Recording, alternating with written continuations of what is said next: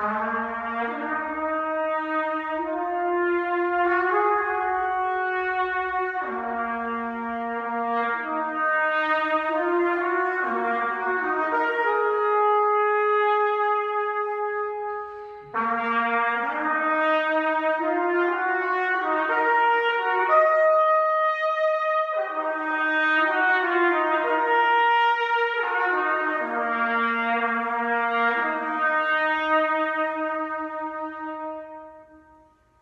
are you going to reprogram men so that they don't let us take over what's supposed to be their responsibility?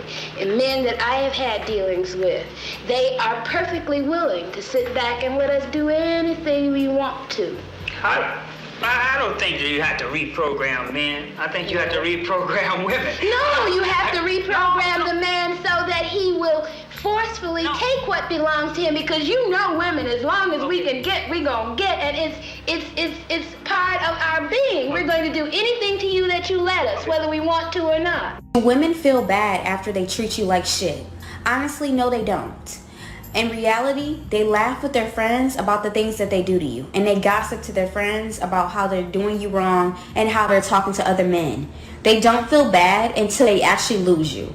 They keep you on the side, and when they lose you, they feel bad. But once again, women are not good at apologizing or realizing that they're wrong. Unless you call them out, then they'll think about it like, dang, maybe I did mess up. But in that moment, women do not feel bad. They think it's funny, and they really feel like it's funny to treat men like shit. Especially good men, especially men that are soft and that will actually let you walk over them. They don't feel bad. In reality, they just believe that you shouldn't be like this and you shouldn't let a woman walk over you. That's their logic. Men, you need to wake up. Women are evil. There are a lot of evil women out here. They don't care about what they do, and they don't care about how they make a man feel. Especially women that have been done wrong. They are miserable inside, and they go around hurting other men. Hey, my more brothers, back again. And my black pill brothers, back again. Because black pill is the ultimate reality. And most people do not like the raw truth. And that's what the black pill is, the raw truth without all this sugarcoating. And a few days ago, maybe a week ago, I was talking to Dr. T, and we were talking about the video I did about contempt and disrespect. And we're going over it like, I think it was my women's panel. We talked about the fact that disrespect is black women's love language to black men. Not necessarily to white men, but to black men. That's their love language. I'm not going to put it in here, but there's a comedian by the name of Daphne Springs where she was telling a joke about how come she doesn't date out. And so she points to a white guy in the audience, and so she asks, what's your name? He says, Alex. He says, shut the fuck up, Alex. And then she said, do you like that? And says, see, Alex don't like that because he's white in America. And she points to a black guy, and the same thing. And she says, shut the fuck up. And he tells her, shut the fuck up back. And she says that then, but 5 minutes later, they're going out to eat. But that's their love language. And it's been that way for a long time. That is the way we are socialized. Just like the woman in 1970s, right? She dated guys that are perfectly willing to let her do anything she wants to him.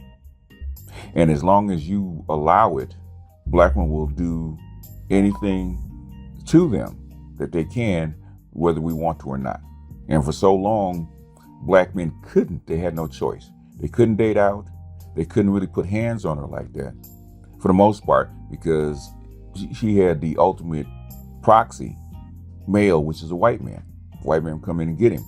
I know that because well before there was the Violence Against Women Act, my mother could always pick up the phone, call the cop, have the cop come down, pick up my father. And that was in the 60s. Okay. So this violence against women that has gone on lately, it's always been that way for black men. So black women have always had this low-level disrespect and contempt. And like she says, they brag about it. That's their love language. That's their entertainment. I remember my ex used to talk about going to the bar and rejecting men because that's their love language. And then they go back and tell their girlfriends how many men they rejected and what the guy said and how they disrespected him on the street. Disrespect is their love language. That's how come they get on TikTok and YouTube and social media with all this verbiage. with all this noise. And just like the young lady in the second video says, until you leave her, she's not going to pay attention to it. You could tell her all day long that she's disrespecting you. You can get in her face. As long as you're there, she's going to keep doing it. Until you leave her, she's not going to take it seriously because it's a game to her. Are they evil? I don't think they're evil. I think they've been socialized in a certain way that it's backwards, because other black women on the planet don't do that. Now, are black women, because of their testosterone, are they aggressive? Yes, but they don't do that. The society tamps all that stuff down. But here in America, especially against the designated underclass, which is black men, they can get away with that. Now, it's gotten to the point where they've gotten so out of pocket because of feminism, they're doing it to white men. Dr. T played a video about a black woman that had an expired license. She was drunk. She had warrants. She had a whole bunch of stuff. And she's getting out there cussing out the cops because that's their love language. That is their status quo. And since we can't reprogram women, we have to reprogram men. And that this is what the Black Manosphere is for. It's not to reprogram women. We're not talking to women. Because women are a problem. Of course they're the problem. But also the way we've been socialized, the way black men have been programmed into this society, into this culture, to take this kind of disrespect and contempt and see it as love. In fact, I think I'm gonna do a video called Abuse as Love, because this is the ultimate abuse as love, because your mother trains you this way. Like I said, the first person to tell you you ain't shit is probably your mother. I know my mother was not reaffirming. Okay, she wasn't. My mother was not a hugger. She wasn't a June cleaver. I'm gonna build up your self-esteem. I'm going to tell you that you can do anything. I'm going to push you out there. She'll do that for the girls.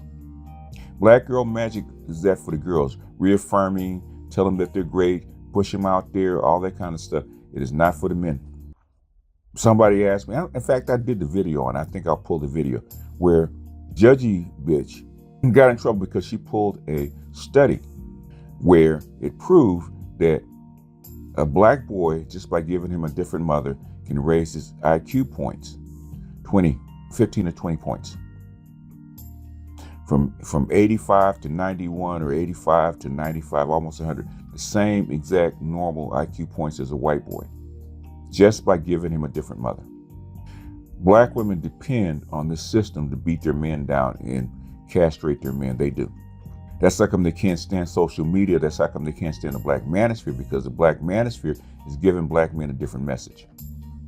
That love language, that chip that's going on inside your head, that interprets that nasty talking, contemptuous voice, that critical voice, the sign language is negative, and says that you don't have to take it. That's why they don't like you. The Black Manosphere is actually reprogramming men. They don't like it. Passport Bros is actually bringing in receipts, because the first thing that they say, it's not us, it's you. You're not worthy. You ain't shit. You're ugly. You can't get any pussy. You can't hack it with the women that you have. So you go someplace else, and all of a sudden you can hack it. All of a sudden the women are nice. All of a sudden the women cook, clean, and cooperate. Women smile at you. Remember, Kevin says, we can't even get enough respect and love or even genuine care for our women to even smile at us. The only time our women smile at us is when they're sexually attracted to us. You can't even get your hostess at a restaurant or even a fast food joint to even give you a cheerful smile. I noticed that with black women, and it's starting to spread, but especially with black women.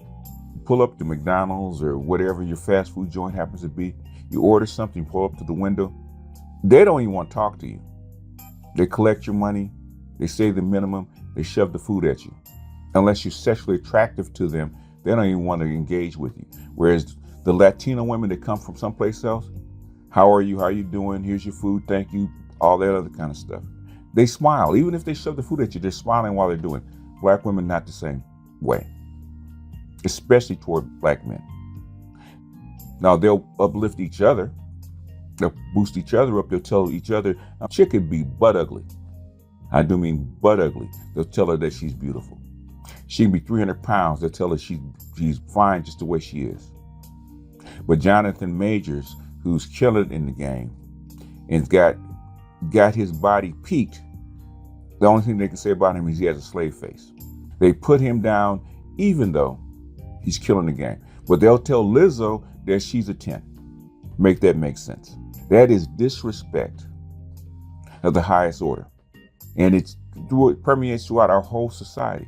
Throughout the music, either there's a man that's done the woman wrong, or he's not worthy, or when she really wants him is because he's left her.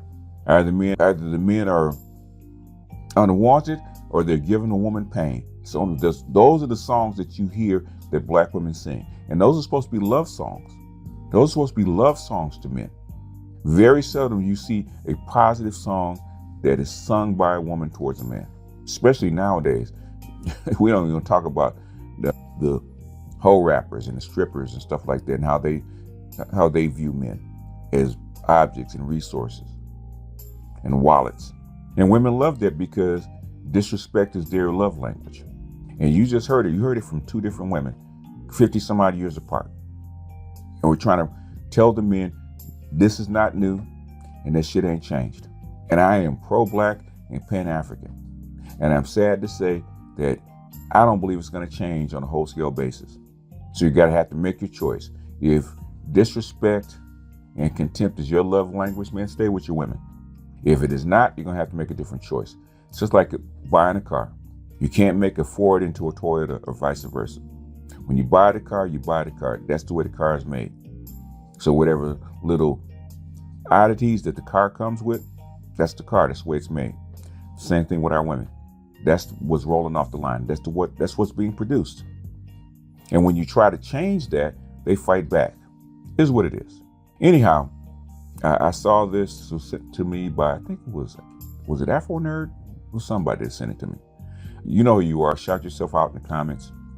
And I thought this paired up perfectly with that video from 1970, which is gold. Reprogram yourself, fellas. Turn off that simp chip, that Winter Soldier's chip that goes off in your head when women talk to you negatively or try to shame you. Turn the bad boy off. With that, I'm going to jump off here. This is BGS out, and I'll see you guys on the next one. Peace.